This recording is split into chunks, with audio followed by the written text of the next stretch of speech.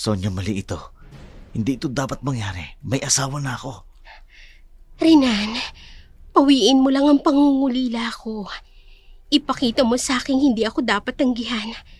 Patunayan mo sa akin tanga siya na hindi niya ako inangkin. Tumahimik ka, Sonya. Kailan pa? Kailan niyo pa ako iniiputan sa ulo na dalawa? Mga baboy kayo! Ang kakapal ng mga mukha nyo! Sa pamamahay ko pa talaga! Mga hayop!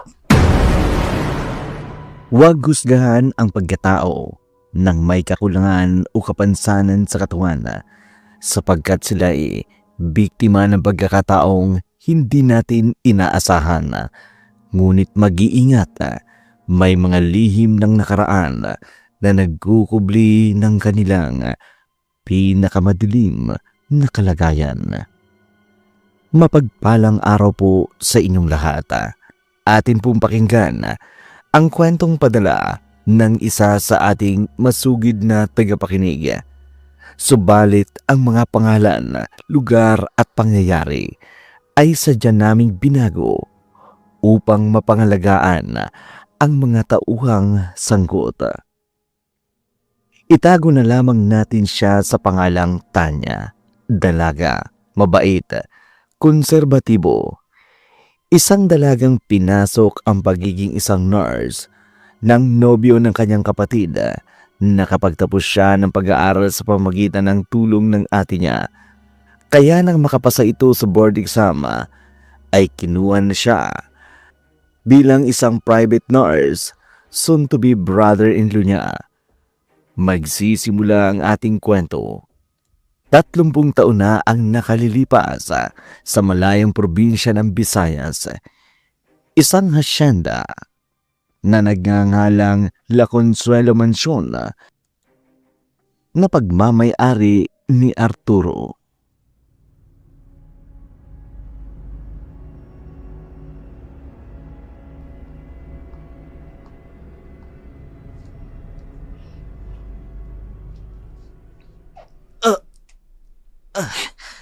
Ang binti ko, ang sakit.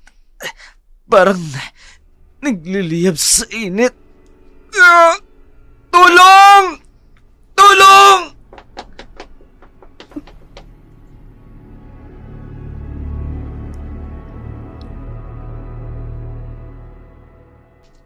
Ano yun? Saan ang galing ang ingay na yun? Tanya, gising ka pa ba? Bumango ka riyan. Mang Dindo, kayo po pala. Ano pong kailangan nyo? May ipagagawa ako sa'yo. Tumayo ka muna dyan. Sa kinaihigaan mo. Opo, pero Mang Dindo, may narinig akong pagsigaw. Alam niyo po ba kung saan galing yun?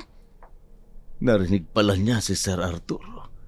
Hindi niya dapat malaman ang tungkol roon. Delikado ang pagsisigaw. Wala naman. Baka guni-guni mo lang yun. Guni-guni? Imposible ho. Napakalakas ho ng sigaw na yun. Parang galing sa kwarto ni Sir Arturo. Ay nako, kung alo-along napapansin mo, kung ako sa'yo bumangon ka na dyan, gawin mo na ang ipag-uutos ko. Ano po ba yun? Kumuha ka ng isang malaking batya. Dalhin mo sa terasa. Para saan ho ba gagamitin ang batya? Tanya, nurse ka lang dito. Binabayaran ka sa mga bagay na ipinagagawa sa'yo. Huwag ka ng maraming tanong. Emergency ito. Opo, Mang Dindo.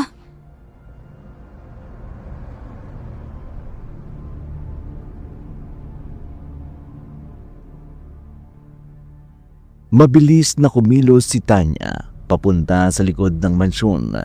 Hinanap ang katulong at hiningi ang malaking batya. Napaisip siya ng gusto saan gagamitin ni Mang Dindo ang batyang iyon. Alanganing oras na ng gabi, naisipan nitong maglaba. Nagmamadali siyang umakyat ng hagdan papunta sa terasa. Madilim sa labas ng terasa na pupuntahan niya. Mula sa kanyang nilalakaran, kitang-kita niya ang isang nakatatakot na figura na anino. Nagdalawang isip siyang dumiretso sa terasa. Ramdam niya ang kilabot na pumapalibot sa kanyang kamalayan. Nang maaninag niya ang figurang iyon, aatras na sana siya nang maramdaman niya ang pagbangga ni Dindo sa kanyang likuran.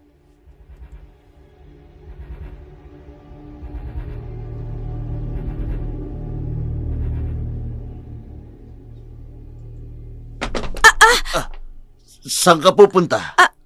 Babalik na po. Papunta po ng terasa. Mang Dindo, heto na po pala ang batya.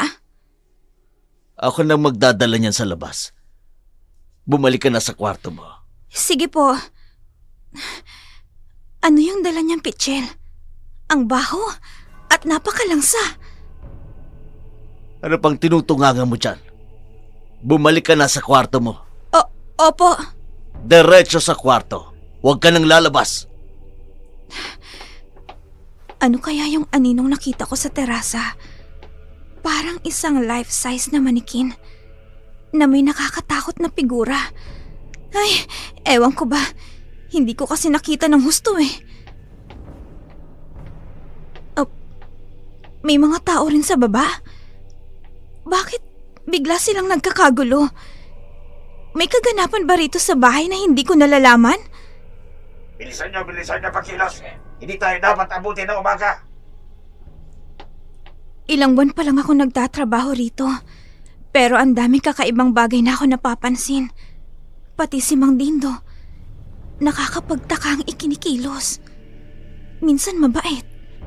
Minsan naman, mainitin ang ulo. Ay nako, talo pang babae. Sala sa init, sala sa lamig. May tumatawag sa telepono. Sino naman kaya ito?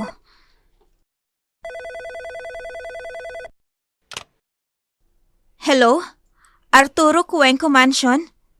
Who's on the line, please? Hello, Sistiret. Ako to, si Sonia. Ate Sonia? Hi, kumusta? Okay na okay. Heto, sexy at maganda pa rin. Kailan ka ba hindi naging maganda at sexy? Teka, nasan ka ba ngayon? Dito lang sa tabi-tabi. Babalik na ako ng La Cuenca Mansion. Excited ako makita ka. Talaga, ate? Sige, sasabihan ko si Sir Arturo na pabalik ka na. No, sis. Gusto kong sorpresahin si Arturo sa pagbabalik ko riyan. Kaya huwag mong sasabihin sa kanya, okay? Yes, ate. And one more thing. Baka hindi ako madalas makituloy sa mansyon ni Arturo sa pagbabalik ko dyan sa La Cuenca. Kaya kung ayos lang sana sa'yo, doon muna ako sinuupahan mong kwarto. Ha? Pero ate, baka magalit si Sir Arturo niyan. Matagal kayong hindi nagkita. Tapos sa inuupahan kong kwarto ka tutuloy? May mga bagay lang na dapat pag-isipan muna. Kaya nga ako umuwi eh. Pag-isipan? Tungkol naman saan? Tanya, hindi tamang sa telepono natin pag-usapan ng mga bagay niyan. Ibababa ko na tong telepono. Mahaba na raw ang oras ng pagtawag ko. Mukhang limitado ang oras ng tawag sa halagang 5 piso. Nagagalit na yung may-ari ng landline na to sa terminal. Sige ate, mag-iingat ka. Hihintayin ko na lang ang pagdating mo.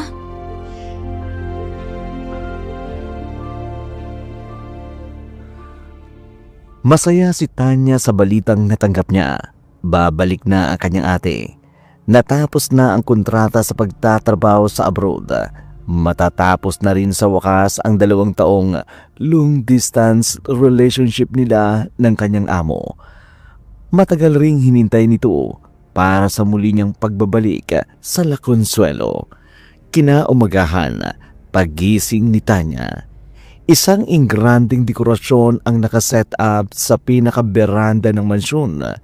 Hindi man lang niya namamalayan ang mabilisang paghahanda ng mga taong kinuha ni Arturo.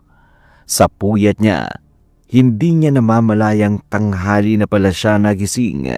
Paglabas niya ng kanyang kwarto, nakita niya ang formal na postura ng kanyang among si Arturo. Nakaupo sa kanyang wheelchair, may hawak na bangket at maliit na kahon, tensyonadong naghihintay sa kanyang kinauupuan.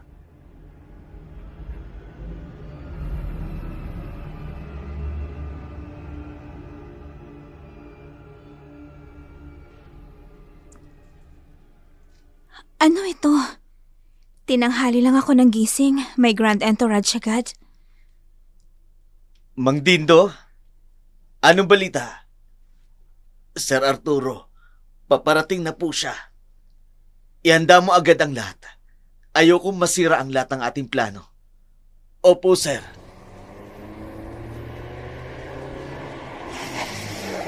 Dumating na si Sonia. Lalo siyang gumanda. Hi everyone! I'm back! Si Ate Sonia nga ang dumating. Teka, ang ate ko ba talaga yan? Ang laki ng ipinagbago niya. Mula sa pananamit, pati na sa pagkilos. Wow! Ano to? Ang ganda! May pabonggang pa-entrance pa sa beranda. Sonia? Hi Arturo, Thurling. I miss you. Ano meron dito? It's been 2 years, Sonia. Sa wakas, nandito ka na. Madam Sonia, maligayang pagbabalik po. Salamat sa pagbati, Mang Dindo. Arturo, Thurling. Ano to? Bakit may mga decoration? Bakit Hindi ka ba masaya sa lahat ng mga nakikita mo? Hindi naman sa ganon. Nagulat lang talaga ako. Para po sa inyo ang lahat ng ito. Maaga pong pinahanda ni Sir Arturo. Oh! Para sa akin lahat ng ito? Ang ingrande naman. Tinalo ko pang isang entourage sa isang kasal. Hindi mo ba nahalata kung anong ibig sabihin ng paghahanda ko sa pag-uwi mo? Well, hindi Para saan ba talaga ito? Iisipin ko. Ay, alam ko na. Surprise ito para sa pagbabalik ko. Well, Arturo, nasurpresa mo ko. Nakakainis nga lang. Kasi dapat ikaw ang isusurpresa ko pagdating ko. Pero ikaw pa itong may pasabog. Siyempre dahil 2 taon mula nang iwan mo ko rito. To pursue your career. At napag-usapan natin to, di ba? Oh, well, sa bagay na yan, may ilang bagay tayong dapat na pag-usapan. Sonia, eto na yung takdang panahon. Nangako tayo sa isa't isa na sa pagbabalik mo, ikakasal na tayo. Ngayong nandito ka na, sa harapan mo mismo, nais kong tanungin kung handa ka bang magpakasal sa akin? Ha? Arturo? Sing-sing? Wow! Para pala sa isang proposal ang pabonggang dekorasyon na Sir Arturo. Sa pagbabalik ni ate, nakakakilig. Sonia Florendo, will you marry me? Arturo? Say yes! Ano pang hinihintay mo, ate? Ay, siya nga naman. Umuo ka na, madam. Say yes, ma'am, Sonia! Say yes, mom. Nakaabang silang lahat sa sagot ko. Sonia, Ano ba naman to? Para naman akong nahit and run nito. Anong isasagot ko? Naluluha si ate. Siguro, kinikilig na siya. Miss Sonia, kanina pa po kayo tinatanong ni Sir Arturo. Ano pong sagot ninyo? Bahala na nga. Yes! Sonia, salamat. Mahal na mahal kita. Sandali. Isusuot ko lang itong singsing sa'yo. Arturo, sandali lang. Congratulations sa inyong dalawa, Sir Arturo at Madam Sonia. Nagkamali ata ako ng pagsagot ko ng yes. Parang kailangan kong bawiin. Arturo, pwede bang... Mamaya na tayo mag-usap. Naghihintay na ang lahat para sa makakain. Tara na sa loob. Marami akong ipinaglutong paborito mong pagkain. Sabay-sabay natin pagsaluhan. Dindo, sabihin mo kay Charing, ihanda na ang lahat. Opo, Sir Arturo. Lagot na. Mamaya ko nababatiin si ate. Ayokong sirain ang masayang moment nila ng amo ko. Pinagmasdan ng lahat ang paghahanda ng pagkain ni Arturo. Sa muling pagbabalik ni Sonia, hindi maitago sa mga mata nito ang excitement na muling makakapiling ang kanyang pinakamamahal. May mga pagkakataong gustong pumunta ni Sonia sa kanyang kapatid pero hindi niya ito magawa dahil palagi ang pagdikit sa kanya ni Arturo. Panay ang tanong nito kay Sonia sa kung ano-anong mga bagay na napagkakaabalan niya sa abroad. Palibasa kasi, sulat lang ang komunikasyon nila noon. Mas gusto nitong sulitin ang mga oras nitong magkasama sila. Natapos na ang kaabalahan sa maghapong iyon. Nakapasok na sa wakas si Sonia sa guest room na kadalasang ginagamit niya kapag naruroon sa mansyon. Dito na nakakuha ng pagkakataon si Tanya. Napuntahan ang ate niya.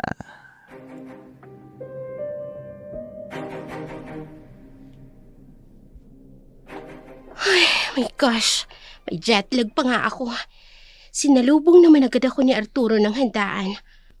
Hagado beresosa na tuloy ako. Gusto ko mag-beauty rest. Ate! Welcome back! Ang aking magandang kapatid na bunso. Kumusta? Ate, nakakakilig naman ang moment ninyo ni Sir Arturo kanina. Ang bonggang pa-proposal niya. Oo nga eh. Binigla ako. Hindi ako handa. Para akong na-hit and run ng tanong niyang yun. Hit and run ka dyan. Pasabog kaya. Ang saya ko para sa'yo, ate. Talaga? Oo naman, ate. Ang tagal hinintay ni Sir Arturo ang pagkakataong ito. Kaya tama lang yung ginawa niya kanina. Yun na nga eh. Wala naman akong sinabi sa kanya na uuwi ako today. Paano niya nalaman? Hindi kaya sinabi mo? Hindi, ate ah. It's a secret between us. Kaya nga pati ako nagulat eh. Kaya pala, ang daming tao kagabi sa mansyon. Pinagkakaguluhan nilang pagdating mo. Kung hindi mo sinabi, paano niya nalaman? If I were you, ate, wag mo na lang alamin kung paano. I-treasure mo na lang ang sweetness na ginawa sa'yo ni Sir Arturo. Nakakakilig kaya. Samantalang yung boyfriend ko, wala man lang effort tulad ng sa kanya. Speaking of boyfriend, wala kang nababanggit sa akin. Sino naman yung maswerteng lalaki nagpapatibok ng puso mo? Ate, makikilala mo rin siya. Malapit na. Kasi kailangan mong pumunta sa kasal ko. Ano? Kasal? Kailan? Ikaw ang daya mo. Ni hindi ko pa nga nakikilatis ang boylet mo. Ikakasal ka na kaagad? Bihira naman kasi tayong magkausap. Busy ka sa trabaho. Pati na rin ako. Kaya sa loob ng 2 years na wala ka, marami na ring nangyari sa akin. I hate you. Hindi mo na sa akin kinikwento ang ganap mo. Excuse me, ate. I am no longer your little sister. Matanda na ako. And tulad mo, I am nearly getting married. Kaya wag mo na akong tratuhing parang bata. Kahit ano pang sabihin mo, bunso pa rin kita. At bago ka ikasal, gusto ko talagang makilala yung groom-to-be mo, ha? Siya nga pala, akin na yung susi ng inuupahan mong kwarto. Ha? Aalis ka agad papunta ron? Baka magalit si Sir Arturo at hindi ka payagan. Hindi yan. Alam ko ang kiliti niya. Never naman siyang magagalit sa akin. Madam Sonia, nandyan po ba kayo? Ipinatatawag po kayo ni Sir Arturo sa kanyang kwarto. Pakisabi na lang sa kanya, susunod na ako sa iyo, Mang Dindo. Opo. Sige na, ate. Mamaya pa ang oras ng inom ng gamot ni Sir Arturo, kaya mauna ka na. Okay. Hindi niya na nabalitaan kung ano ang naging pag-uusap ng kanyang amo at ng kanyang kapatid. Basta na mga oras na yun, nagpaalam na si Sonia na doon muna manunuluyan sa kanyang inuupahan. Mabutit pinayagan naman ito ni Arturo. Gabi na nang makarating si Sonia sa kwartong iyon. Dala ng pagod at sakit ng katawan, dumiretso ito sa kama ni Tanya. Nakasanayan niya ng magubad ng kanyang mga damit kapag natutulog. Ang tanging itinitiran na lamang niya ay ang mga undies. Pinatay na niya ang ilaw. Walang pakundangang humiga sa kama. Wala pang ilang minuto'y nakatulog kaagad ito. Lumipas ang 2 oras. Hindi na mamalayan ni Sonia ang pagpasok ng isang tao sa loob ng kwarto. Nagulat na lamang siya nang biglang may dumangan sa kanyang kumot at itinalokbong niya sa hubad niyang katawan.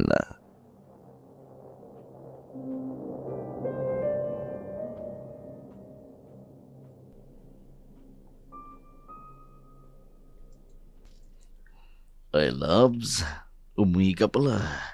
Hindi ka malang nagsabi. Ilang gabi na kitang hinihintay rito sa inuupahan mo. Mayakap nga kita. Bakit biglang may yumakap sa akin? Umuwi ba si Tanya? Love, huwag ka na magtalokbong dyan. Hindi ka naman sanay na natutulog ng ganyan, di ba? Ay, sino to? Bakit may nakayakap sa akin? Hindi, pinasok ako rito sa kwarto. Ano ba? Bitiwan mo nga ako! Teka, sandali. Sino bang... Walang hiya ka! Rapist! Magnanakaw! Aray, ano ba? Sandali, itigil mo yan. Tanya, ako ito. Umalis ka rito! Oportunista! Oh. Ay, Ikaw? ikaw?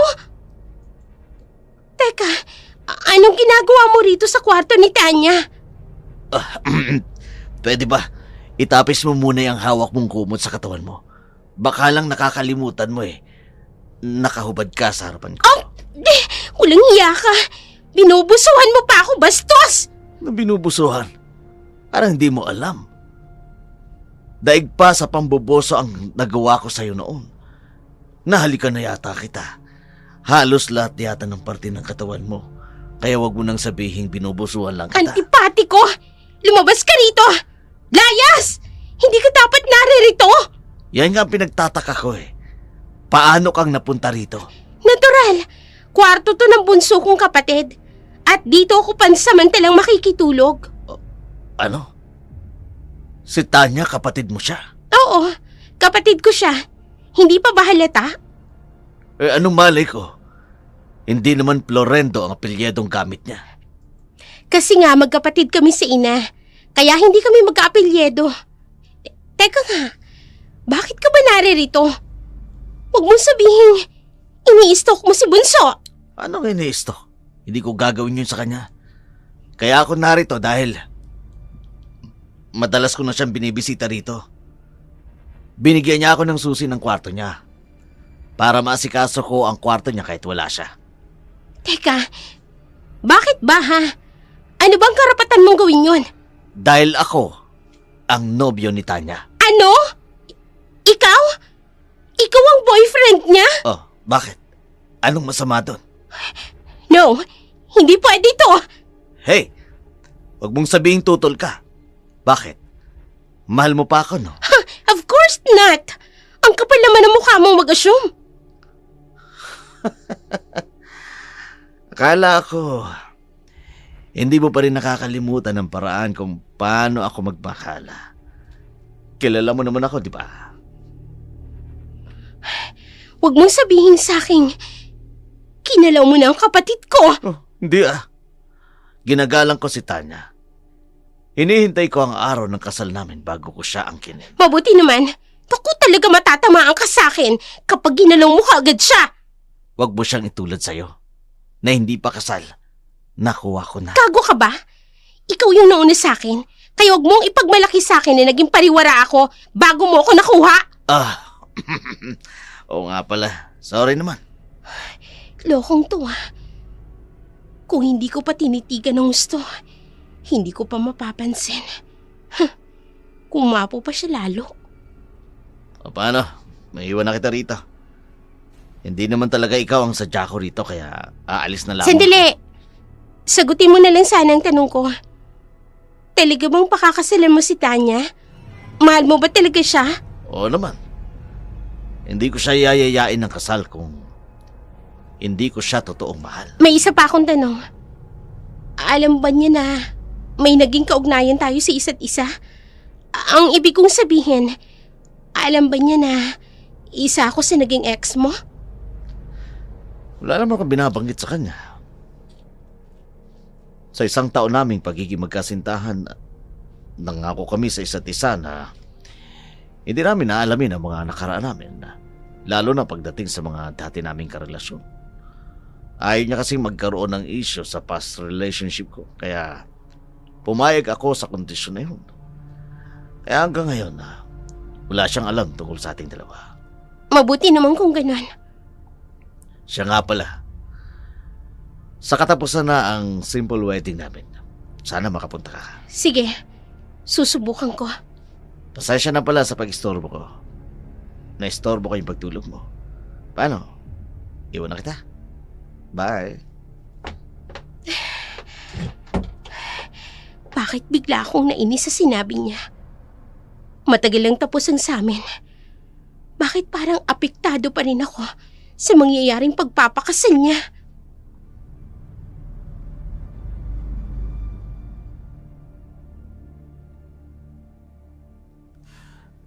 Mabilis na lumipas ang mga araw. Dumating ang pinakahihintay na okasyon ni Tanya at Renan. Ginanap ang civil wedding sa munisipyo. Naging sponsor pa nga ang piyansi niyang si Arturo sa ibang gastusin nila. Sa reception, sa catering, maging sa mga souvenir. Lalo na't alam nitong kapatid siya ni Sonia. Kaya nga kahit ilan pang dumalo roon, wala siyang magagawa kundi pumunta at makihalubilo sa lahat. Nasa reception sila ng bagong kasal at kahit kasama ni Sonia si Arturo, walang tigil naman siyang nakikipagsaya at inuman sa mga kaibigan niyang nasa kabilang mesa. Hindi na nito namamalayan kung gaano karaming alak na ang natungga niya sa mesang hinatiran ng waiter. Ilang saglit pa'y nagpaalam na siyang pupunta sa comfort room. Napalingon na lamang sa kanya si Arturo habang papasok siya sa pasilyo.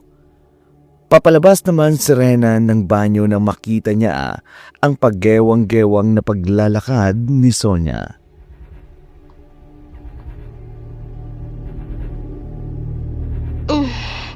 Ano ba namang klaseng alak ang hinihahanda nila sa kasalang to?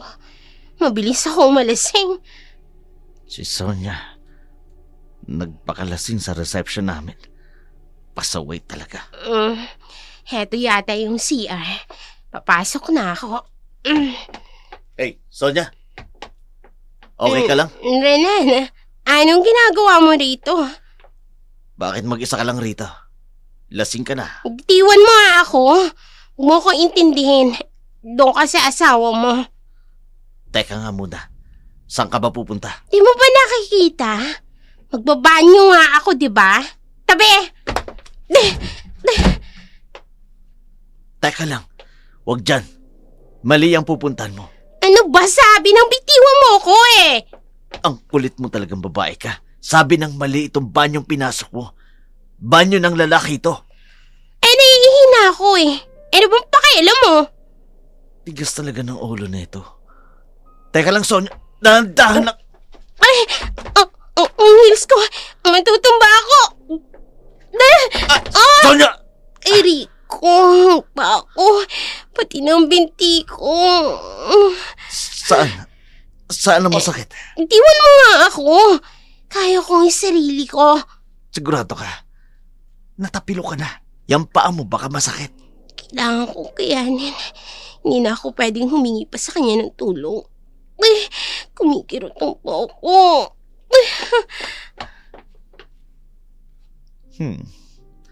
Kahit malayo na siya, naamoy ko pa rin ang pabango niya. Teka, hanggang ngayon, ginagamit pa rin pala niya ang paboritong amoy ng pabangong inirigalo ko sa kanya. Huwag kang susunod tatamaan ka sa akin. Sige, babantayan ko ang pintuan.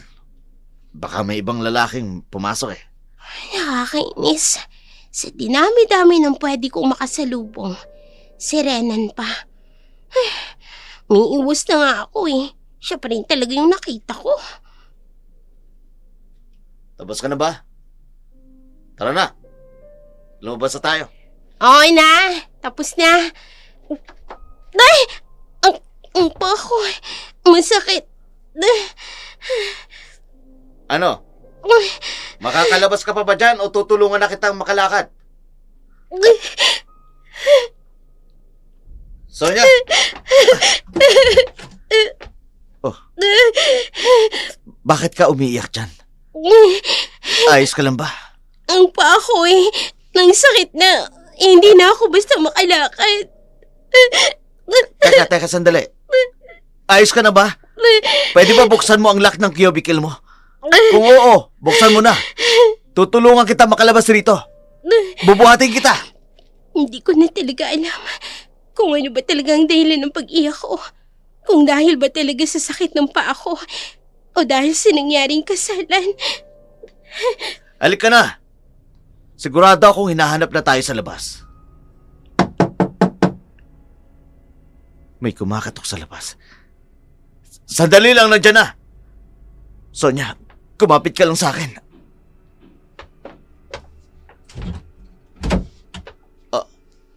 Madam Sonia.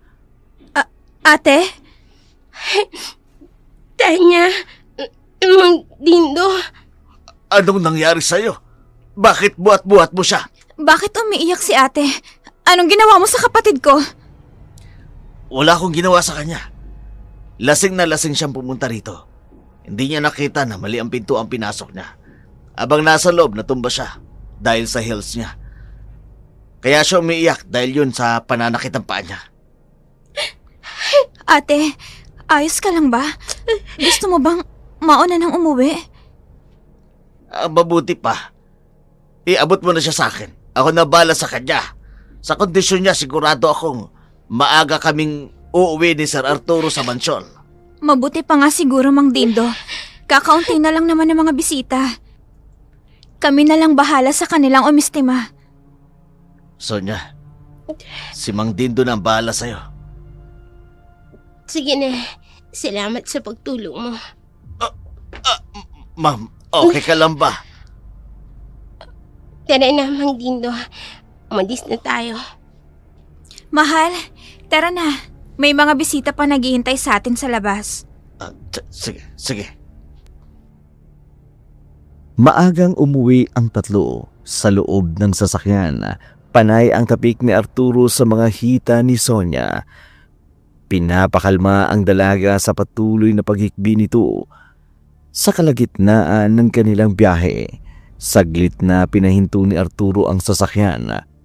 Pinababa si Mang Dindo para magkaroon silang dalawa ng oras na makapag-usap ng masinsinan. Lumapit ang kamay ni Arturo sa pisngi ni Sonia.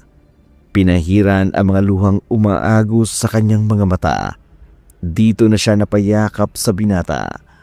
Bumuhos ang kanina pang pinipigil na pag-iyak nito.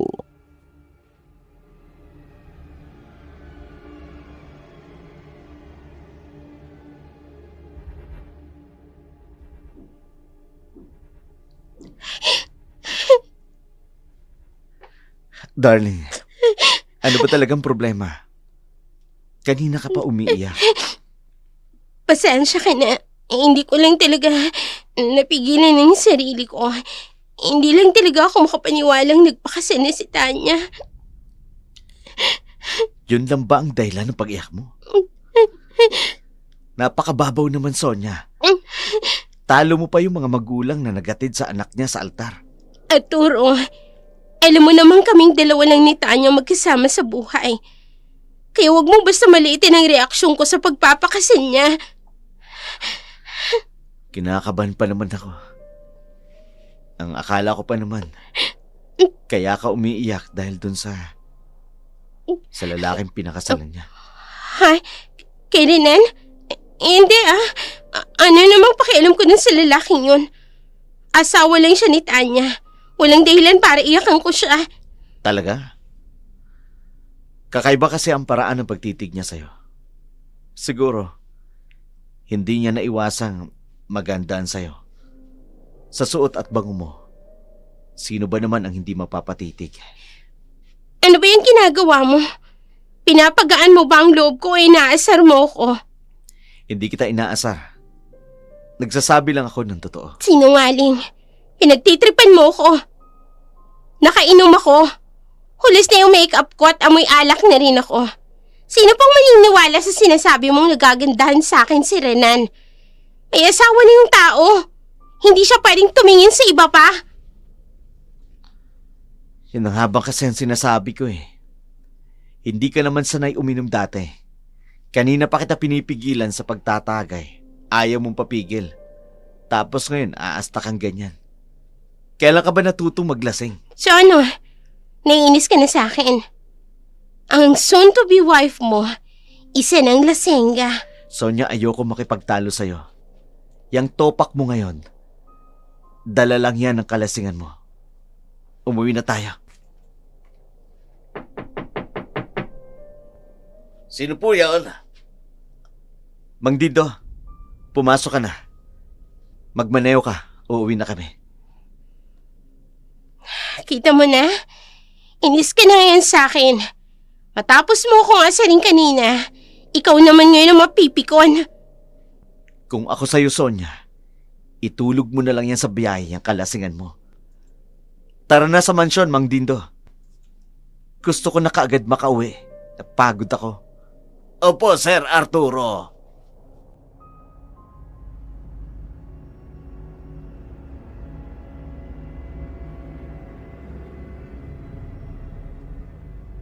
Nakinig naman si Sonia sa sinabing iyon ni Arturo. Humalukip-kip na lamang ito sa sulok ng kanyang kinauupuan. Hindi na napigilan pa ng dalaga na makatulog sa kalagitnaan ng kanilang biyahe. Gustuin man ni Arturo, napahigain ang ulos ng dalaga sa kanyang mga hita. Hindi niya magawa. Hirap siyang kumilos na ilapit ang kanyang sarili sa dalaga. Ito yung kahinaang kinaiinis niya, aminin man niya sa hindi. Nagseselos talaga siya sa nakita niyang pagkarga ng asawa ni Tanya kay Sonia. Nanliit siya sa kanyang sarili. Hindi man lang niya magawa ang bagay na yun para matulungan si Sonia sa pagkakatapilok nito. Si Dindo na kanyang tapat na tauhan ang gumawa ng mga bagay na hindi niya magawa. Pagkarating sa mansyon, pinatid niya na ang dalaga sa kanyang sariling kwarto. Pinaasikaso sa katulong ang bisa ng kanyang nobya. Habang siya may nagbalik na sa kanyang kwarto, hindi niya mapigilang humarap sa salamin. Matagal na pinagmasdan ang nakakaawa niyang kalagayan. Kinaumagahan, biglang naalimpungatan si Sonia sa mabangong amoy ng kape na nasa kanyang tabing kama.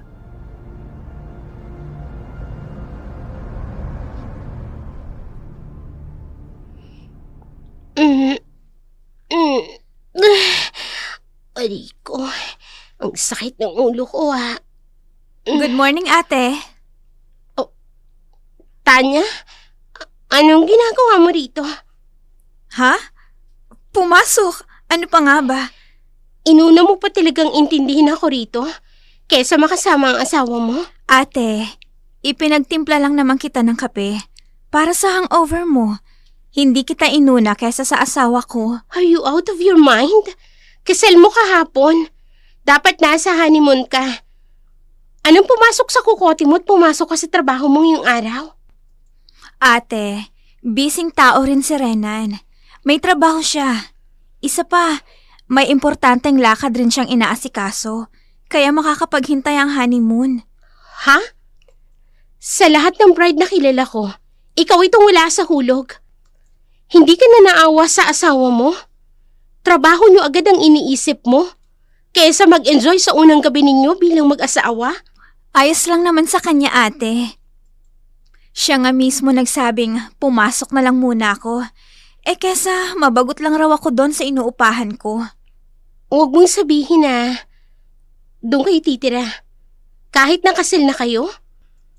Wala pa pala siyang bahay na may pagmamalaki sa'yo? Tapos niyaya ka agad ng kasal? Ate, intindihin mo kami. Hindi katulad ni Sir Arturo si Renan. Hindi siya mayaman. Pero marami kaming mga plano sa buhay na matagal nang nakalatag.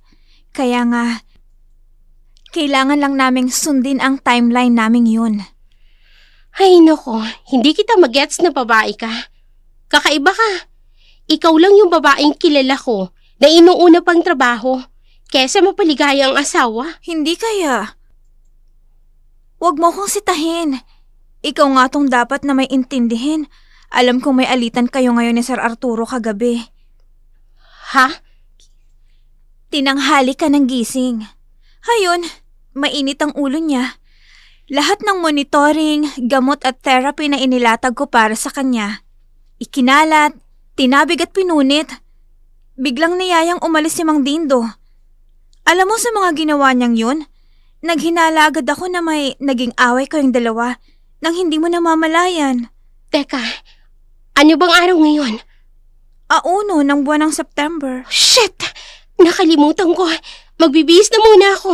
Teka, dahan-dahan naman ate. Saan ka pa pupunta? Ngayon ang schedule ng pagsukat namin ng damit pangkasal. Nakalimutan ko. Yan kasi. Nagpakalasing ka kasi kagabi. Ayan tuloy. Nakakainis ka ha? Mang-aasar ka pa talaga?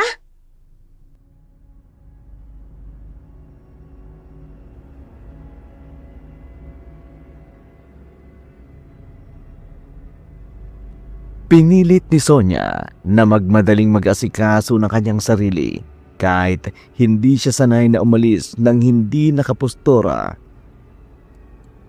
Narating niya ang wedding dress appointment nilang dalawa ni Arturo habang 2 oras siyang late. Pagpasok niya sa loob, nakita niya si Arturo na tahimik lang na sinusukatan ng sastre sa kanyang wheelchair. Dala ng hiya, dahan-dahan siyang lumakad papalapit kay Arturo. Napalingon sa kanya ng matalim na tingin ang binata. Halos matunaw siya sa kanyang kinatatayuan nang makaupo siya sa sofa. Nilapitan siya ng babaeng assistant ng sastre. Sinimulan siyang sukatan. Pasulyap-sulyap siya sa mukha ng kanyang kasintahan. Tinitingnan niya ito habang tumatagal. Parang iba ang nagiging tingin niya kay Arturo. Wala na yung dating kilig niya kapag nakakasama niya ang binata. Kahit pa nga ngayong inihahanda na nila ang nalalapit nilang kasal. Hindi na siya excited, bored na siya at hindi na siya masaya. Natapos na siyang sukatan ng assistant ng sastre nang lapitan siya ni Arturo.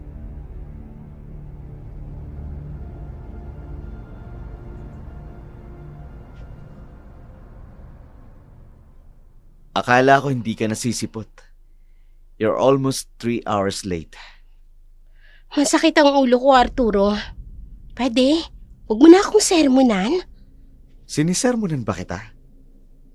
Sinasabi ko lang naman sa'yo na late ka sa appointment natin. Aminado naman ako ron. Huwag mo nang ipamukha, okay? Alam mo may appointment tayo kinaumagahan. Pero uminom ka ng marami. Kailan ka pa naging lasengga? Nakikipagkwentuhan lang naman ako sa mga dati kong kakilala sa kasal. Nakakahiya naman kung hindi ko lang sila haharapin. At ang pakikipagsabayan mo sa kanila, sa alak na ininom mo kagabi, napili mong gawin with show off? Tumatanda ka bang paurong, Sonia? Arturo, wala tayo sa pamamahay mo. Pwede? Huwag kang magsimula ng iskandalo. Iskandalo rito. Yung pa pinoproblema mo. Sandali nga lang. Mang Dindo! Pakisabi sa may-ari ng couture shop na to. Gusto ko munang rentahan saglit. May pag-uusapan lang kami ng wife-to-be ko. Yes po, Sir Arturo. Arturo, ano ba? Huwag mong palalain ang pagkainis ko. Sumasakit na nga ang ulo ko, dinadagdagan mo pa! Wala nang istorbo sa ating dalawa. Ngayon, mag-usap tayo ng matino, Sonia. Hindi!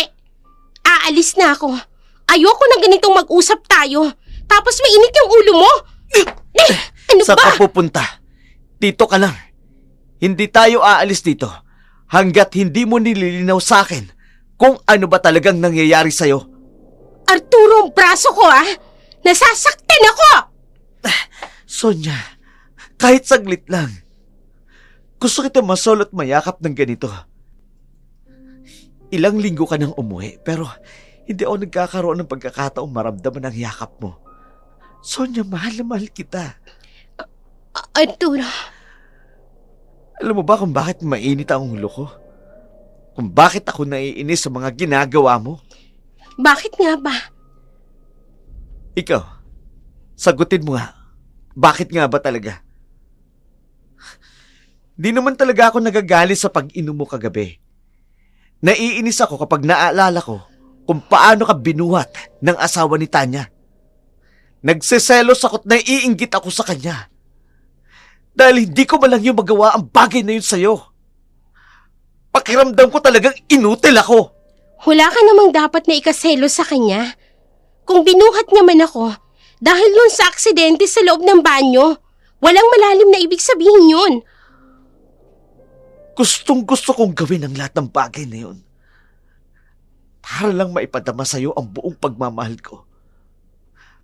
Pero dahil sa lecheng kondisyon na ito, inutil ako.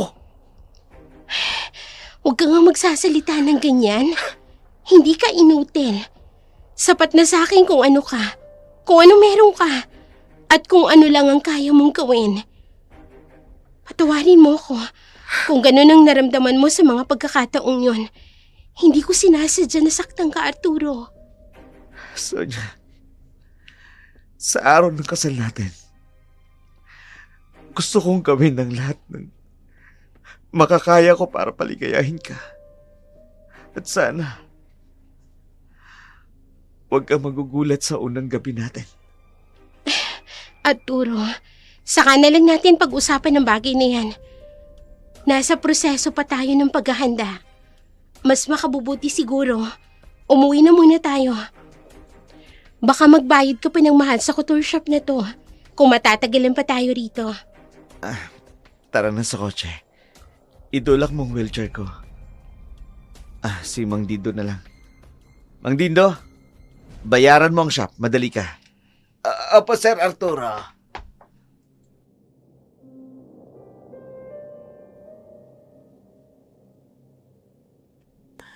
Pinawi ng mainit na paglalambing ni Arturo ang tensyon na nararamdaman ni Sonia. Sa pagbabalik nila sa mansyon, doon na nila ipinagpatuloy ang pagkakataong masolo ang isa't isa. Nasa kwarto na sila, nanunood ng romantikong palabas sa tapat ng kama. Ikinulong ni Sonia ang kanyang sarili sa malalapad na dibdib ng binata. Ninamnam ang pagkakataong muling mag-alab ang pagmamahal niya sa binata. Naramdaman ni Sonia ang pagdampi ng mga kamay nito sa kanyang pisngi. Kinuha ni Sonia ang remote para patayin ang kanilang pinanunood. Iniangat niya ang kanyang muka papalapit sa muka ni Arturo. Nagtama ang kanilang mga mata. Hindi inaasahan ng binata ang unang pagkilos ni Sonia. Hindi na nito napigilang halikan ang nobyo. Sa pagkakataon na iyon, gusto niyang masiguradong mahal na mahal pa talaga niya ang binata na hindi pa ito tuluyang nawawala. Sa paglalakbay ng mga kamay ni Sonia sa katawan ni Arturo, pinigilan siya ng binata. Nagulat pa nga siya sa biglaang pag-iwas ng labi nito sa kanya.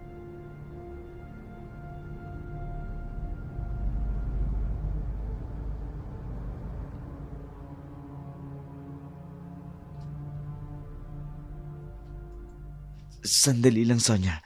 Arturo, bakit ka umiiwas? Ayaw mo ba?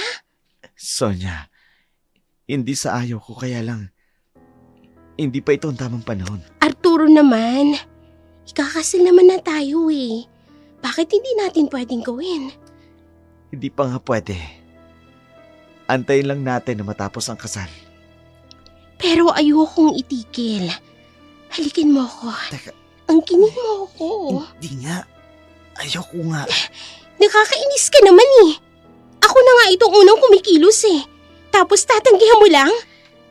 Inilalaan ko talaga ang gabing yun para sa unang gabi natin bilang mag-asawa. Baka pwedeng ipagpaliban muna natin to. Ipagpaliban? Kung kailan handa na akong ibigay sa iyong lahat? Hindi mo man lang ba naisip kung paano ko ibinaba ang pride ko? Para lang ako yung maunang humalik sa iyo? Ano ba? Iniinsulto mo ba ako? Sonia, hindi mo kasi maintindihan. May dahilan ako kung bakit tinatanggihan kita. Ayaw kong biglang magbago ang isip mo kapag nangyari ang gusto mo.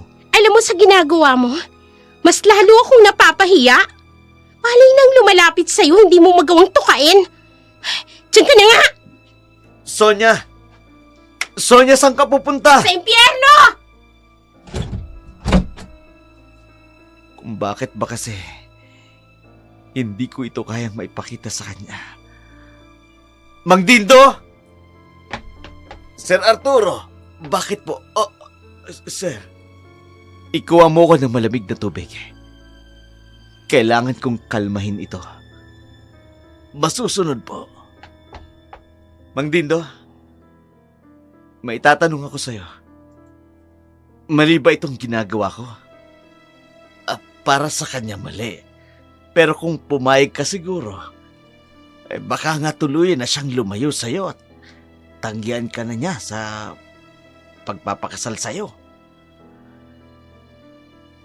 Ang tagal ko na rin pinipigilan nito. Baka nga sa panahon na makita niya na ang katotohanan tungkol dito. Masama ang loob ni Sonia. Patakbong umalis papalabas ng mansyon. Walang pakialam kahit ano pang suot meron siya.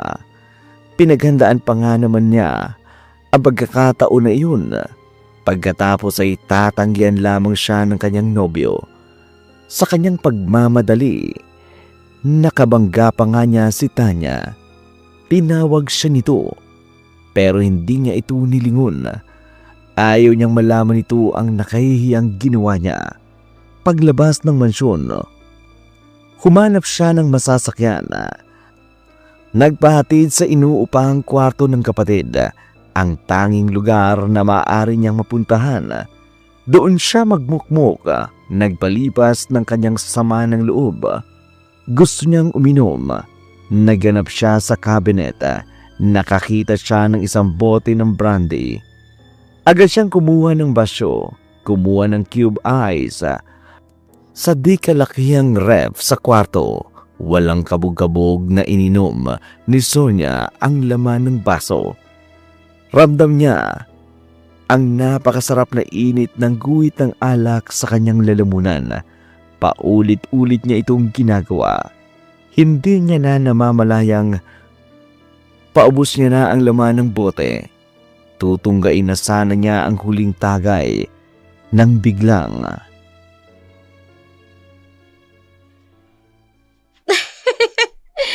Ang huling tagay para sa babaeng tinanggihan. Sonia, anong ginagawa mo rito? Hoy, baso ko yan. Huwag mong agawin ang inumin ko. Anong ginagawa mo rito this oras ng gabi na? Hindi pa ba halata? Umiinom ako. Ikaw, bakit ka ba nakikialam? Akin na nga yung baso ko. Ibalik mo sa akin yan. Ito ba? Sino bang may sabi sa yung inumin mo? Akin yun eh. Mga ago ka talaga. Lasing na lasing ka na. Tapos gusto mo pang lagukin yun. Ano ba nangyayari sa'yo? Bakit ka umiinom rito? Sino may sabi sa'yo na pwede mong gawin yan? Dito sa kwarto ni Tanya. Amoyin mo nga ang paligid. Nangangamoy chiko na dahil sa'yo. Ano bang pakialam mo? Kwarto to ng kapatid ko. At may karapatan akong gawin lahat kahit anong gusto kong gawin. Akong bumubuhay sa kanya. Yan na lang ang tanging pabor na maibibigay niya sa akin. Alak pa. Hahanap ako ng alak. Tama na nga yan. Lasing ko na nga oh. Iinom ka pa rin. Ayusin mo ang sarili mo. Alika. Papaliguan kita. Doon sa banyo. Nang mahimasmasan ka. Teka, ano ba? Bitiwan mo nga ako. Hindi. Gusto ko pang uminom. Hindi. Ayoko mawala ang pagkalasing ko. Ano ba? Wala ka na sa katinuan. Ano ba? Kung kailan ka tumatanda, tsaka ka pa nagkakaganyan. Halika na. Hindi nga sabi. Ayoko nga. Bitiwan mo nga ako. Alisin natin yung kalasingan mo. Ano ba? Para maimasmasan ka sa mga sinasabi mo. Dito. Ano ba? Ang lamig ng tubig. Ano ba? Itigil mo yan. Ayoko sabing maligo eh. Wala akong pakialam. Kahit mabasa pa ako. Kailangan mo mahimasmasan. Ayoko. Ayoko mahimasmasan. Ayoko maramdaman ng guilt na kahiyang ginawa niya sa akin. Ayoko maalala ang pagpapababa ko sa sarili ko para muli kong maramdaman sa kanyang pagmamahal na unti-unti nang nawawala. Sonia, ano bang sinasabi mo? Ang tanga ko, Renan. Ang tanga-tanga ko. Hindi ko maintindihan at hindi ko alam kung bakit. Ang alam ko, mahal ko siya. Nakatatak yun sa isip ko. Pero sa puso ko, bakit unti-unting nawawala? Yung mga ayaw kong mangyari. Kaya nga kahit na pinakatangang bagay na gawa ko na, inihain ko na ang sarili kong katawan sa kanya para kahit papano, maagapan kong maibalik ang dating pagmamahal ko sa kanya. Pero anong ginawa niya? Tinanggihan niya ako. Ano, bakla ba siya? Duwag ba siya? Pinaramdam niya sa akin na nakakadiri ako. Sonia. Gusto kong maramdaman ang init ng pagmamahal niya. Bakit hindi niya sa akin maibigay yun? Bakit hindi ba ako maganda? Hindi ba ako kaakit-akit para tanggihan niya ako? Nagkakamali ka. Maganda ka, kaakit-akit. Tanga lang talagang lalaking yun para tanggihan ka. Huwag mong iyakan ng isang taong hindi alam kung anong pinlagpas niya. Bakit, Renan? Naakit ka pa rin ba sa akin? Sino ba naman ang hindi magagandahan mula noon hanggang ngayon? Niloloko mo ako eh. Sinasabi mo lang yan para hindi ako magalit. Para hindi kita itulad ron sa lalaking mapapangasawa ko na duwag at bakla. Hindi totoo yun. Totoo ang sinasabi ko. Maganda ka talaga. Kung yun, kung hahalikan kita, tatinggihan mo ba ako? Sonia. Renan, kung totoo yung sinasabi mo, patinahin mo. Sonia, mali ito eh. Hindi ito dapat mangyari. May asawa na ako. Renan, pawiin mo lang ang pangungulila ko. Hindi pwede. Ipakita mo sa akin na Sonia. hindi ako dapat tanggihan. Sonia, Patunayan mo sa akin na tanga siya, na hindi niya ako inupin. Renan. Tanya asawa ko, patawarin mo ko. Sonia, hindi pwede ito. Sonia, paliligayan kita. Tuluyan ang nagpatianod ang dalawa sa init ng kanilang nararamdaman. Hindi naging hadlang ang lugar na kanilang kinalalagyan. para maipadama ni Renan kay Sonia ang pagtugon nito sa kanyang kagustuhan. Hindi na nila alintana ang magiging kahihinatnan ng kanilang kapusukan. Samantala, sa mansyon, hindi mapakali si Arturo sa kanyang kwarto. Iba ang pakiramdam niya ng mga oras na yun, yung kaba, kutob at hinala. Yan ang lumulukob sa buo niyang katauhan. Para na siyang nababaliw sa kaiisip kung saan nagpunta si Sonia. Hindi niya natiis na lumabas sa pagkakataong ito. Siya lang mag-isa at walang makikialam. Kahit pa ang katiwala niyang si Mang Dindo. Ilang oras pa ang nakalipas nang maalimpungatan si Sonia sa kanyang kinahihigaan.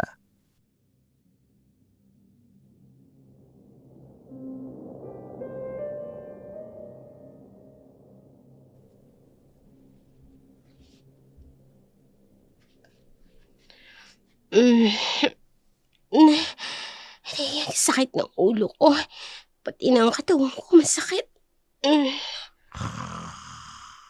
Sandali. Nasaan ako? Oh. Ha? Totoo ba itong nakikita ko? Si Renan? Katabi ko? Parehas kami. Kung ganon, totoo may nangyari sa amin?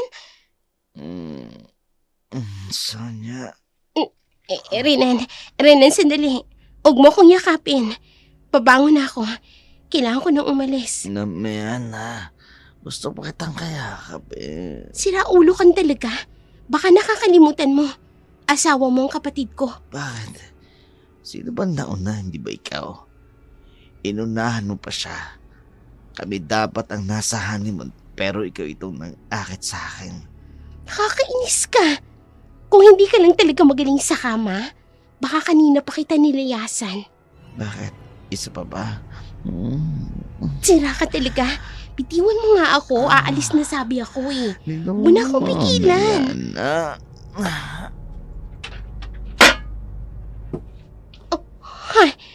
Ano yun? Parang may nahulog sa bubungan. Wala yun. Ganyan lang talaga rito. Maraming pusang tumatalon. Teka, ano yun? Tingnan mo. Pati pintuan pinupuksan na. Wala nga yun. Pusa nga lang. Dito May pusa bang kayang galawin kahit ang doorknob ng pinto? Sino? Hindi! Isang halimaw! Isa kang taksil, Sonia! Anong klaseng nilalang yan? Diyos ko! Papatayin ko kayo! Hindi!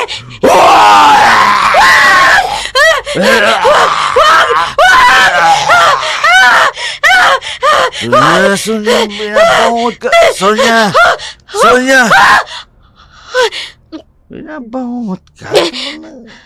Ba? Panaginip. Isa lang palang masamang panaginip. Kailangan ko na umalis. Basta mo na lang ako iwan dito. Kailangan ko na makabalik sa mansyon. Sa ibang araw na lang tayo mag-usap. Tulad ka pa rin ng dati. Pero masaya ako. Nakasiping kita ulit. Samantala, sa mansyon, naisipan ni Tanya na magpahangin sa terasa na minsan niyang kinatakutang puntahan. Hindi na kasi siya makatulog sa pag-aalala sa kanyang ate. Gustuhin man niyang puntahan ito sa inuupahan, hindi niya magawa. May trabaho siyang dapat gampanan. Yun ay ang alagaan si Arturo. Hindi niya namamalayan.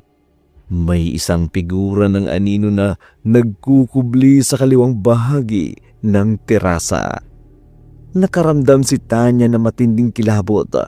Dumaloy mula sa kanyang paa, papunta sa kanyang buong katawan. Paglingon niya sa kaliwa, nakita niya ang aninong minsan niyang naaninag Noong gabing nakarinig siya ng sigaw, napaatras siya sa takot. Nalapitan siya ng anino. Nagmamadali siyang bumalik sa pintuan ng terasa, papasok sa mansyon.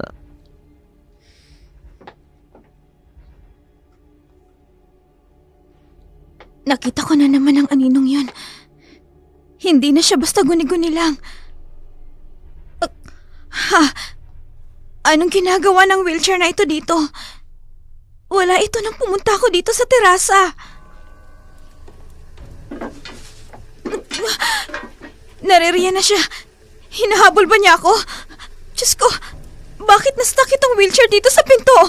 Hindi ako makapasok. Anong ginagawa mo rito? Nakakatakot ang tinig niya. Kailangan ko na makalayo. Huwag kang lalapit. Hindi ko intensyong gambalain ka dito sa terasa. Aalis na ako. Kaya huwag mo ako sasaktan. Nakakainis. Naipit talaga ang wheelchair sa pintuan. Hindi ko matanggal. Ang anino, papalapit siya sa akin. Wag!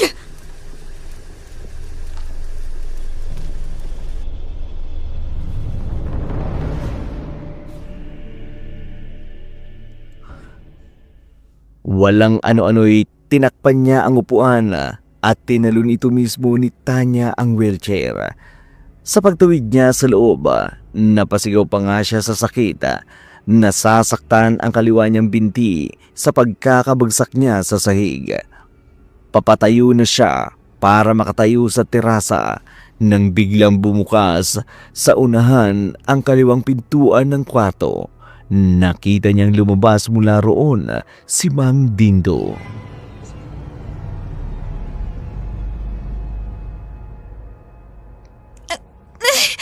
Ang paa ko, masakit, aray. Anong ginagawa mo dyan, Tanya? Mang Dindo, wala ho.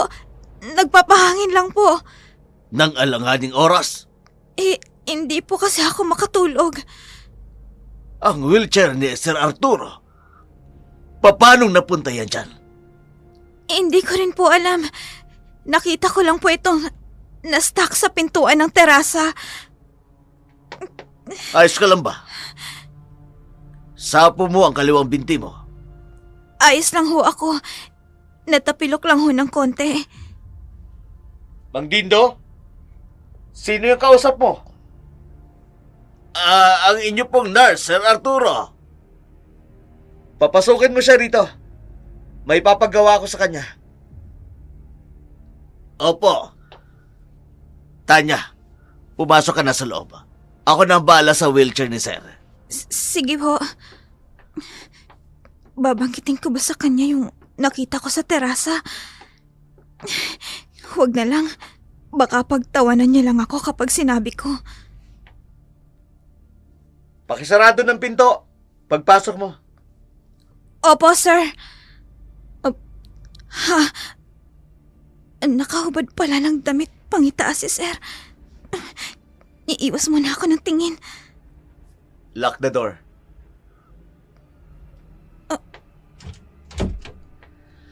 Tanya, lumapit ka sa akin. Kunin mo ang bimpo sa batya. Linisan mo ang katawan ko. Sige ho. Hindi ko maiwasang humanga sa kakisigan niya.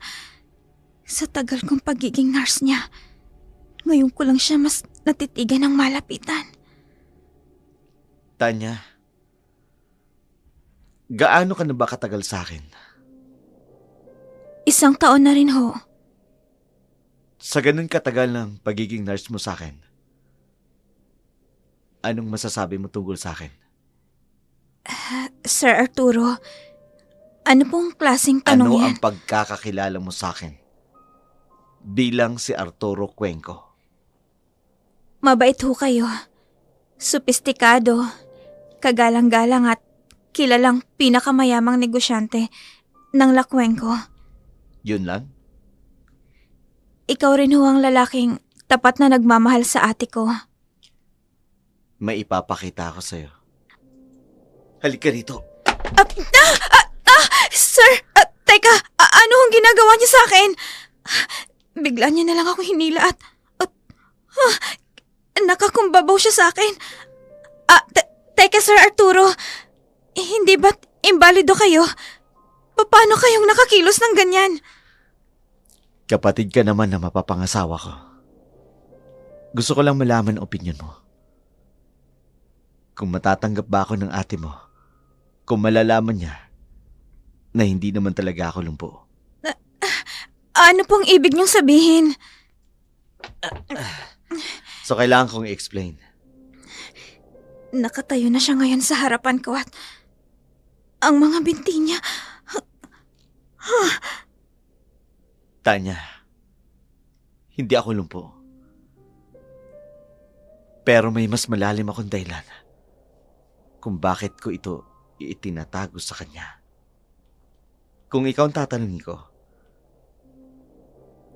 hindi ka ba nandidiri sa nakikita mo ngayon? Sir, ang kanyang mga binti, para isang nakakakilabot na binti ng isang hayop. Maugat at matigas. Iyan palang tinatakpan niya sa ilalim ng kumot kapag naka-wheelchair siya. Anong klaseng sakit yan? Natigilan ka. Nakatitig ka. Pero hindi mo sinasagot ang tanong ko. Sir Arturo, para... Bakit ka nanginginig? Sir, para ho sa akin, wala hong kaso yan. Kahit makita pa yan ni ate. Kung mahal ka niya, matatanggap ka niya kahit ano ka pa.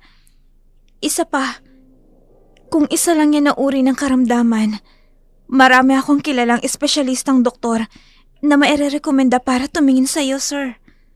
Ikaw, hindi ka pa pwedeng tumingin. Pero karamdaman pa talaga. Sir, kung ang karamdaman yan ang magiging hadlang para magkaproblema kayo ni ate, gamitin mo ang pera mo.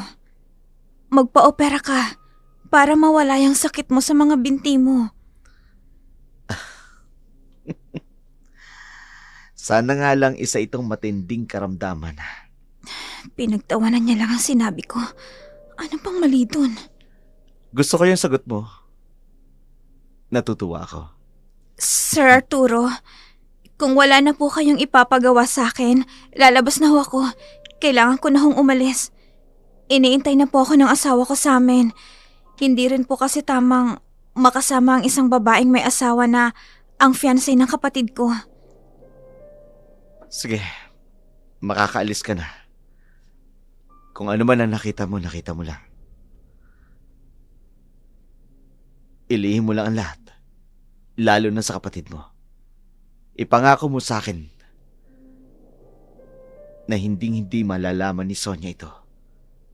Ako mismo magsasabi sa kanya sa tamang panahon. Nagkakaintindihan ba tayo? Opo, Sir Arturo. Bakit pinagpapawisan ka? Relax ka lang. Sige na, makakaalis ka na. Sige ho.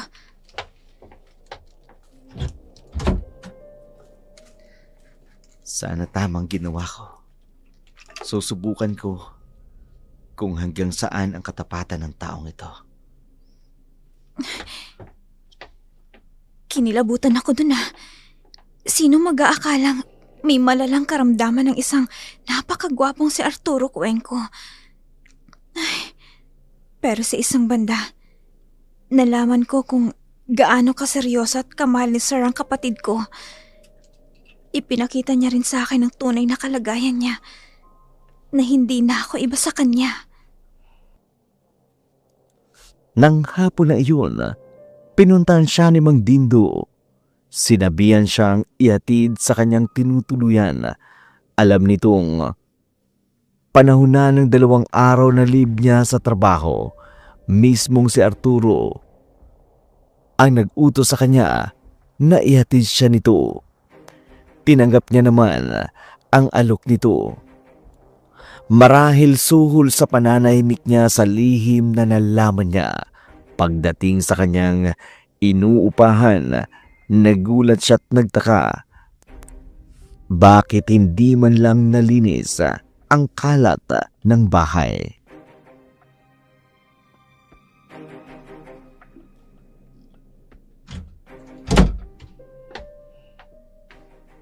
Anong nangyayari dito? Bakit amoy alak? At ang kalat ng paligid? Tanya, asawa ko. Biglaan naman yata ang pag-uwi. Anong bigla ang uwi ang sinasabi mo?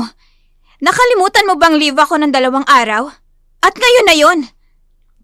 Pasensya na, nakalimutan ko eh. Nakalimutan. Kaya kahit paglinis dito sa bahay, hindi mo nagawa. Bakit ganito ang amoy? Magdamag ka bang uminom dito, ha? Ang kalat pa! Hindi ata tamang sabihin ko ang kagagawa ng ate niya ito. Baka paghinalaan pa ako. Ayaan mo na. Ako na magliligpit ang lahat. Teka, Renan? Ano to? Ha? Alin ba yan? Bakit may panloob ng babae dito sa kwarto natin? May dinala ka bang babae dito? Alangan naman panlabas. Wala yan. Ano bang sinasabi mo? Ako lang naman ang inabutan mo. Tapos may sasabihin ka may dinala ako rito.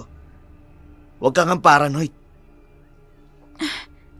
Si ate, tumuloy ba dito nung nakaraan? Nagkita ba kayo?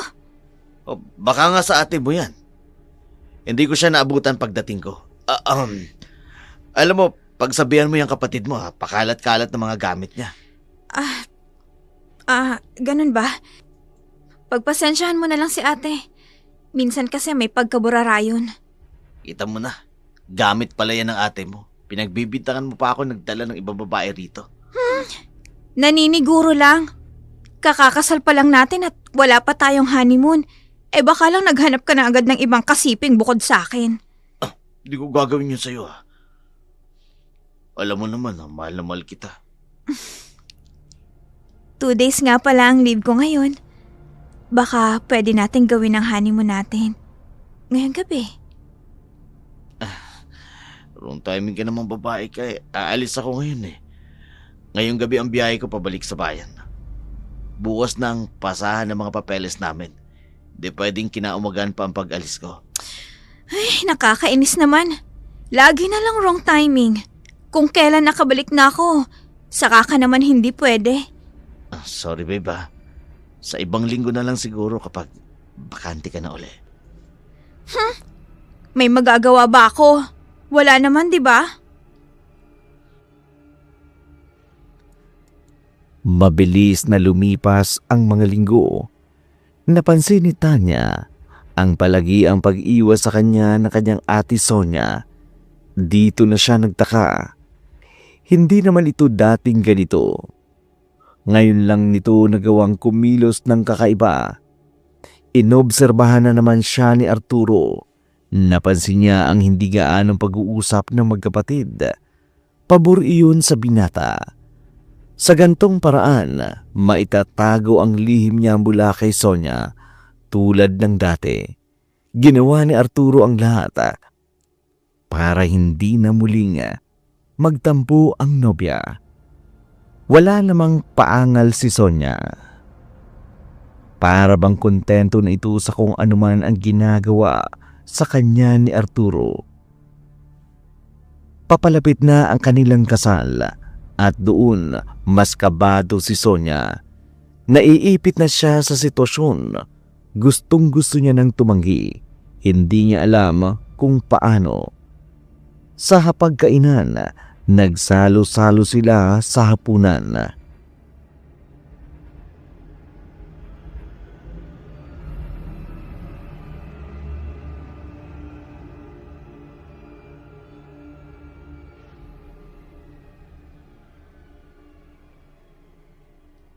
Mang Dindo, ilatag mo sa mesa ang lahat ng paboritong ulam ni Sonia. Papasok na po, sabi ni Aling Charing. Arturo, ilan bang ipinaluto mo?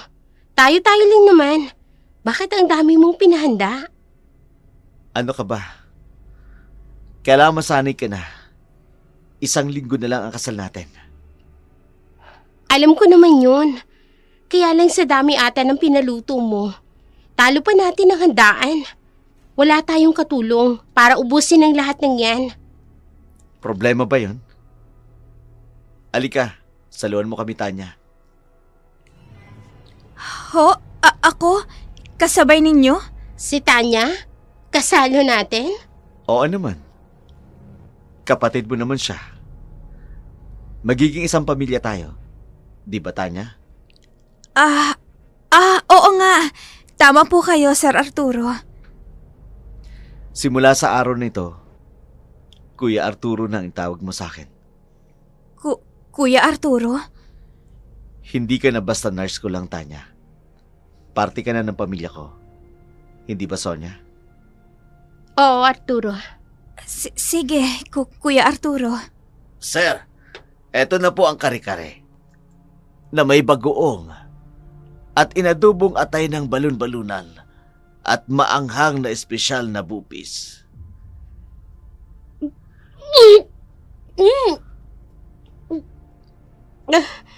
Bakit, Sonia? Hindi mo ba nagustuhan ang pinaluto ko? Hindi naman sa ganon. Parang nalalansahan lang kasi ako sa amoy ng ulam.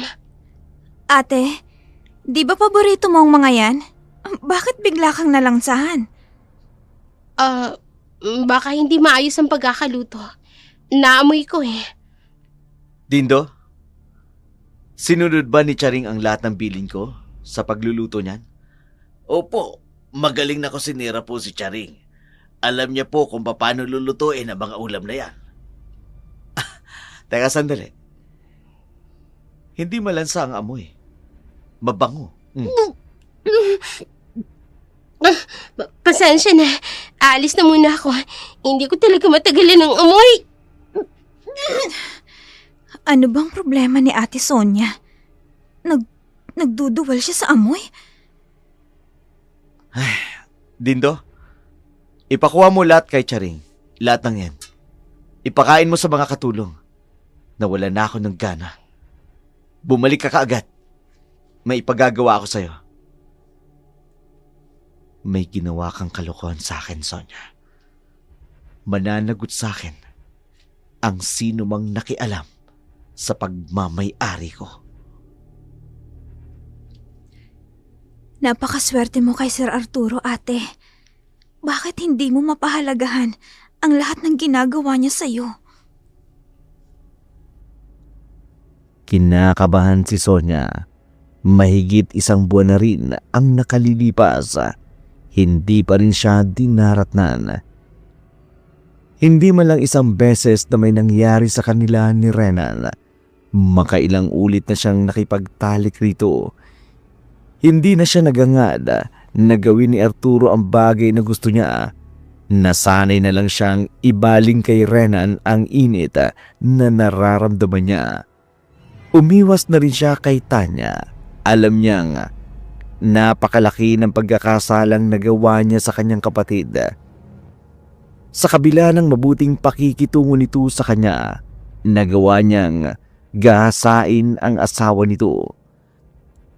Nakipagkita ng palihim si Sonia kay Renan kahit pangaalanganin ang pagbabalik ni Renan sa kanilang lugar. Napilitan itong makipagkita dahil sa pangungulit sa kanya ni Sonia sa hotel ng bayan nila na piling mag-usap.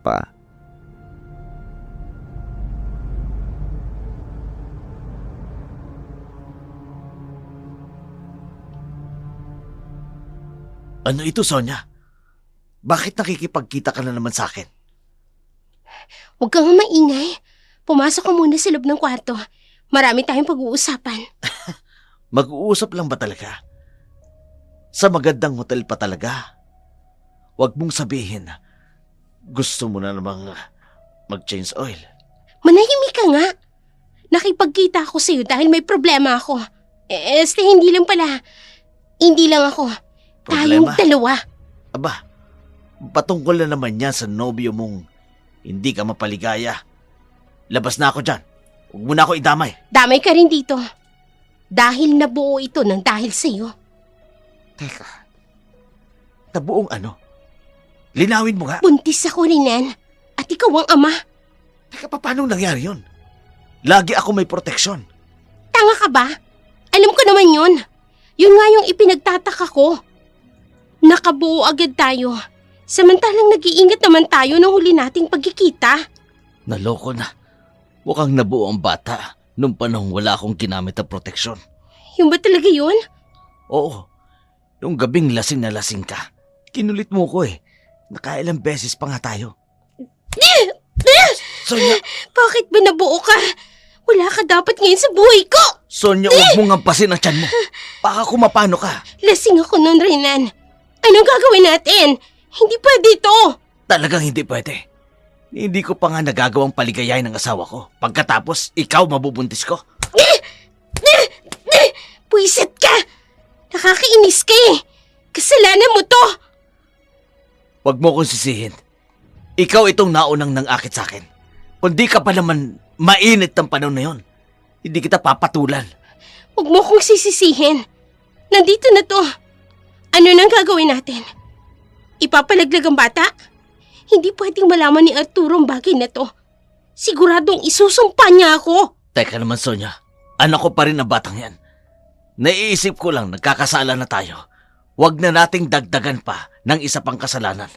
Huwag na nating idamay ang bata. Nababaliw ka na ba? Alam mo kung ano magiging kahinat na ng lahat kung itutuloy ko ang batang ito. Hindi magiging madali ang lahat para sa atin. Handa ka bang panagutan nito? Paano ang kapatid ko? Yun na nga eh. Kaya nga ba nagigilty akong galawin siya? Dahil sa namamagitan sa atin. Para hindi ako maging unfair sa kanya. Matagal ko siyang tinikis nang walang namamagitan sa amin. Totoo ba yan, Renan? Wala pa talagang nangyayari sa inyong dalawa? Oo naman. Sa'yo lang naman ako naging mahina. Ewan ko ba? Nakakabaliw ka kasi. Papuri ba yan o pangiinsulto? Ito naman, papuri yun. Sa'yo lang talaga ako nabaliw pagdating sa kama. Kaya nga wala rin naman talagang nangyari sa amin ni Tanya. Ang ibig sabihin nito, mas gusto mo ko kaysa sa kapatid ko kung ganon? Ewan ko, siguro. Anong ewan? Sagutin mo ng maayos ang tanong ko para makapagdesisyon ako ng matino. Kung ipapalaglag ko ito, itutuloy ko. Makakatanggi pa ba ako? Mukhang gano'n na nga eh. Sa totoo lang, naguguluhan ako sa tamang gawin dito. Pero nandito na to. Kaya wala na talaga tayong pagpipilian.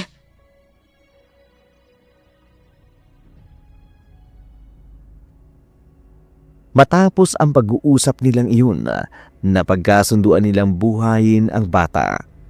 Palihim na tatakas sa mga taong maaapektuhan ng kanilang kasalanan. Papaalis na sila ng hotel nang makita silang dalawa ni Mang Dindo sa labas ng labi. Natigilan si Sonya at si Renan. Tatakas na sana sila, pero mabilis silang nakuha ng mga kasamahang tauhan ni Mang Dindo. Sa pilitang pinasakay sa sasakyan, dinala pabalik ng mansyon. Dinala sila sa pribadong silid ni Arturo. Nakita ni Tanya ang pagpasok ng dalawa sa mansyon. Puno ng kaba ang kanyang dibdib. Bakit magkasama ang dalawa pabalik sa mansyon? Iniwanan sila ni Mang Dindo sa loob ng kwarto. Kinakabahan si Sonya. Ito na ang ikinatatakot niya. Mula sa pintuan, pumasok ang naka-wheelchair na si Arturo. Seryosong nakatingin sa dalawang magkatabing nakaluhod sa kanyang harapan. Bago pa siya magsalita, binulungan nito si Dindo. Sonya! Renan! Totoo nga! Sir Arturo, magpapaliwanag ako. Arturo, Huwag na kayong magsalita. Kulang pa ba tayo dito sa loob? Nandito na po siya, Sir Arturo. pinatawag niya si Tanya. Teka, bakit nandito siya? Pwede bang kami nalang mag-asawa mag-usap sa gulong ito? Huwag nyo nang idamay si Tanya. Bakit nandito si Tanya? Wala siyang kinalaman sa nagawa naming kasalanan. Manahimik ka! Hindi ko sinabing magsalita kayo. Kayo na nga ito may ginawa kasalanan sa aming dalawa. Kayo pa ang may ganang mag-demand sa akin ng kung anong dapat gawin? Renan, ano to? Bakit kayo magkasamang dalawa na dinala rito? Ate, anong ibig sabihin nito? Sumagot ka, lalaki. Kinakausap ka ng asawa mo. Tanya, patawarin mo ko. Hindi ko napigilan eh. Ang ate mo kasi. Pulang hiya ka? Bakit sa akin mo lang biglang isisisi ang lahat? Kagong to ah. Ginusto mo rin naman ah. Tumahimik ka, Sonia. Kailan pa? Kailan niyo pa ako iniiputan sa ulong dalawa? Ate Sonia! Renan! Ngayon ko lang nakitang ganito kagalit si Arturo. Hindi ko kayang matagalan ng paninindak niya sa akin. Ano ba? Sagutin mo ang tanong ko! Malanding babae! Nung gabing tinanggihan mo ko! Nung gabing nagmukha akong katawa-tawa sa kama!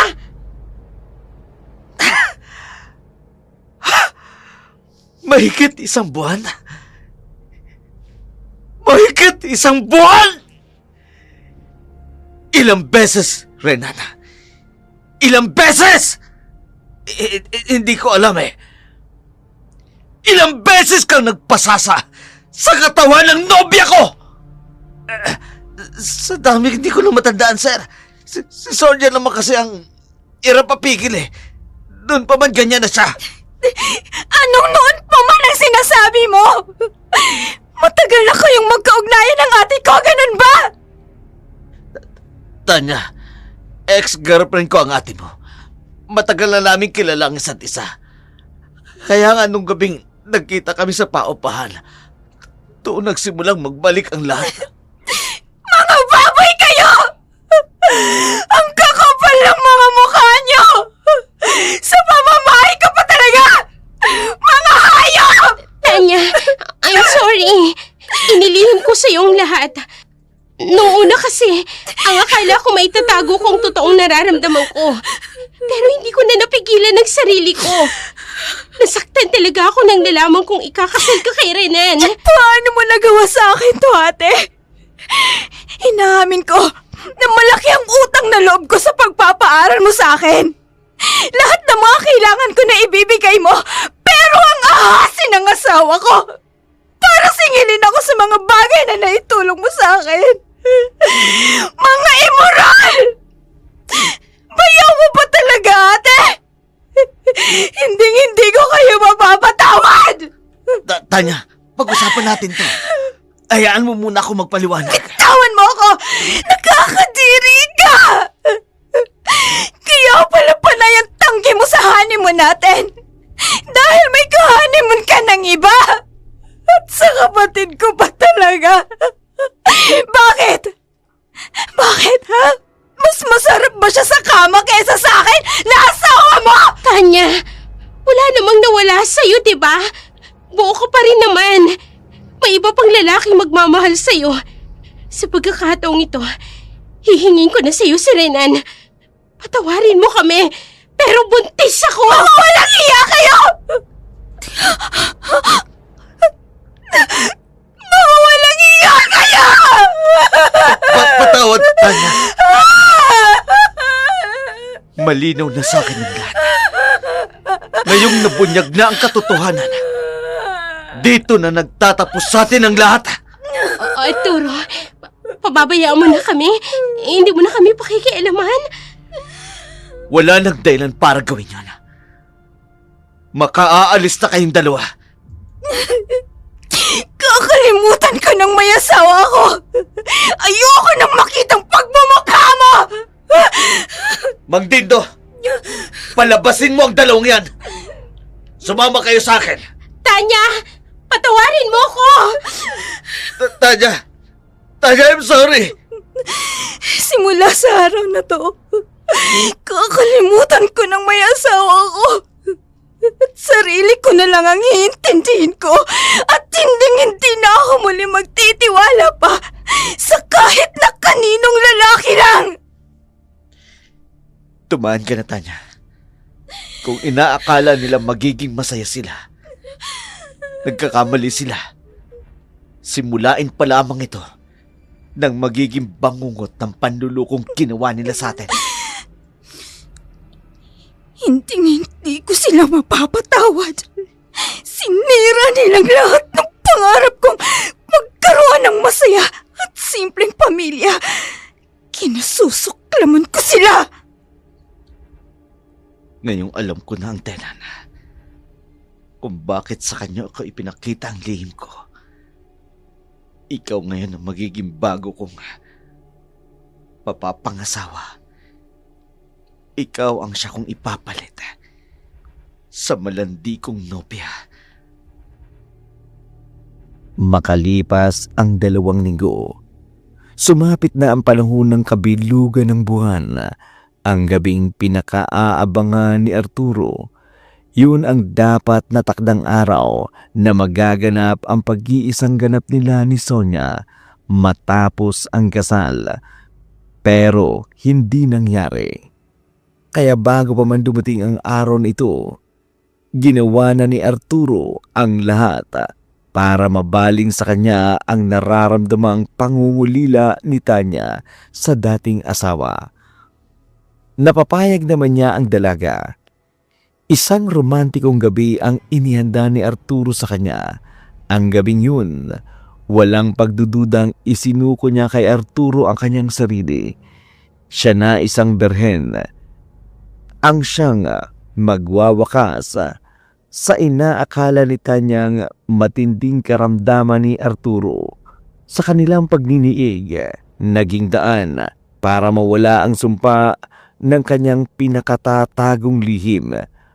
Pero may kapalit, ang pagiging aswang ni Tanya.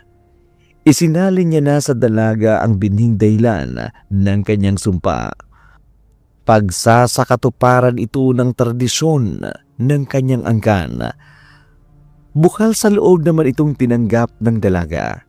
Sa matinding galit at hinagpis na naranasan niya, wala nang natirang dahilan para tanggihan pa niya ang bagay na iyon.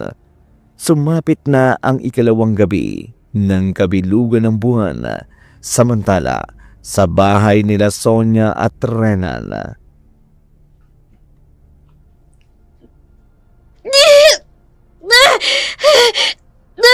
Ang sakit ng tiyan ko. Bigla na lang sumakit ang tiyan ko. Anong nangyayari? Renan, gising! Renan! Ba! Natutulog yung tao eh. Huwag istorbohin. Ang tiyan ko, ang sakit! Tulungan mo ko! Tulungan mo akong pumangon! Ha? Renan! Ano ba naman kasing kinain mo kanina? Alam mo naman ang daming ibinabawal sa'yo ng doktor. Nilantakan mo pa rin. Ano bang pinagsasabi mo? Wala akong kinaing makakasama sa baby natin. Hindi ko ginawa yun. Tulungan mo akong bumangon. Parang may kakaiba sa tiyan ko.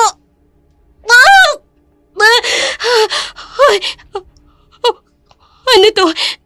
Bakit may nakakapa akong basa sa damit ko? Basa ang alin? Huwag mo sabihin pumutok ng panubigan mo. Hindi. Parang hindi galing sa puwerta ko ang basa. Parang sa pusod ko. Ano? Bumuk, Rian. Buksan mo ilaw. Hindi normal na ilang o panubigan ito. Parang ano bang sinasabi mo? Kung binubuksan mong ilaw, makikita natin! Sandali!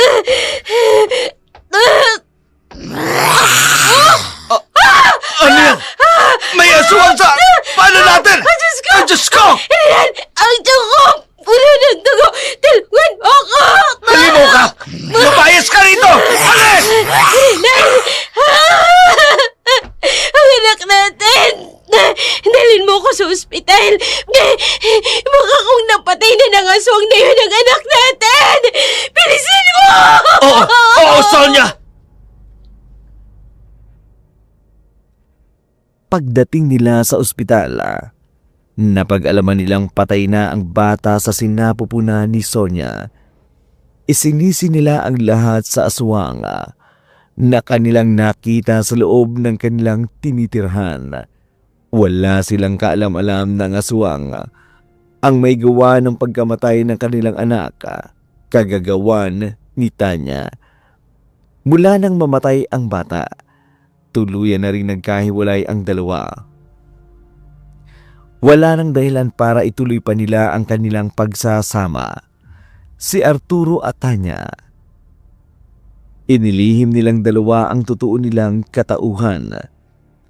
Umiiwas silang mapanghinalaan at para mapangalagaan na rin ang bagong lahing angkan ni Arturo.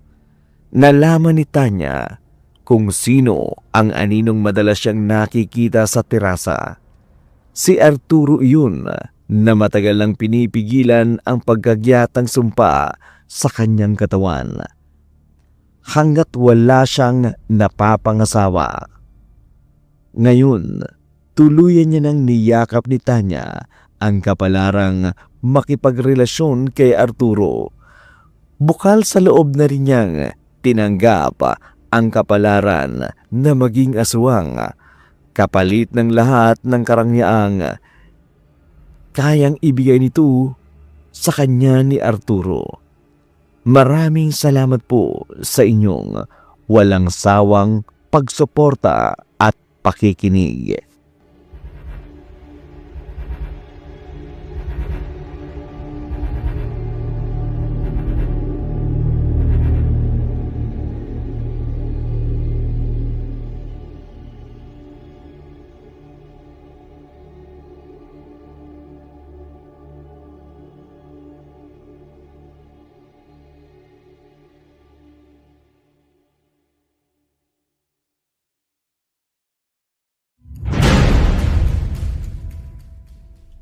Sonya, mali ito. Hindi ito dapat mangyari. May asawa na ako.